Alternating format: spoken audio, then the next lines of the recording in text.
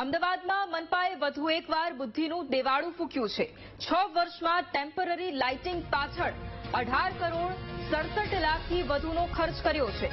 વર્ષ 2019 થી વર્ષ 2024 સુધીમાં 546 સ્થળે લાઇટિંગ પાછળ કરોડો રૂપિયાનો ખર્ચ કરવામાં આવ્યો છે। ડ્રેનેજ લાઇન નાખી દેવાય તેટલો ખર્ચ મનપાએ માત્ર ને માત્ર લાઇટિંગ પાછળ કર્યો છે।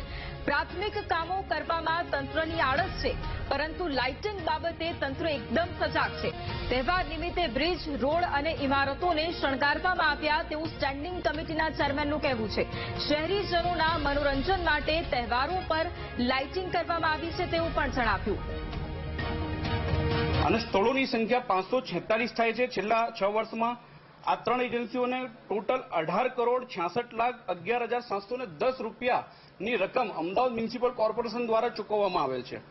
પ્રશ્ન એ ઉભો થાય છે કે અમદાવાદ શહેરનો જે હદ વિસ્તાર દિવસે ને દિવસે વધી રહ્યો છે, એ હદ વિસ્તારની અંદર બોપલ અને ગુમા વિસ્તારની અંદર Ahmedabad municipal corporation storm water line જે છે એ આજ દિન સુધી 100% પૂર્ણ નાખી શકી નથી। અને એની સામે અમદાવાદ મ્યુનિસિપલ કોર્પોરેશન દ્વારા છેલ્લા 6 વર્ષમાં મરજિયાત સેવાઓ જે છે એની અંદર ટેમ્પરરી લાઇટ કરવાના કામમાં 18 કરોડથી વધારે રકમ ચૂકવવામાં આવી છે। મારી માનનીય મ્યુનિસિપલ કમિશનર અને મેયરશ્રીને માંગણી છે કે તાકીદે જે આવા કામો કોન્ટ્રાક્ટરોને મળતિયાઓને સાચવવા માટે આપવામાં આવતા હોય એ તમામ કામો તાત્કાલિક ધોરણે રદ કરવામાં આવે। મહાનગરપાલિકા દ્વારા પણ આપણે વાત કરીએ કે વિવિધ જે બ્રિજો આવેલા છે કે જે આપણી શોભાની અંદર અભિવૃદ્ધિ કરે છે, લાઇટિંગ, તો પરિણામે જ્યારે શોપિંગ ફેસ્ટિવલની શરૂઆત થઈ ત્યારે અમદાવાદ મહાનગરપાલિકાને છેલ્લા 2 વર્ષથી શણગારવામાં આવે છે, વિવિધ તહેવારોમાં એની ઉજવણી કરવામાં આવે છે।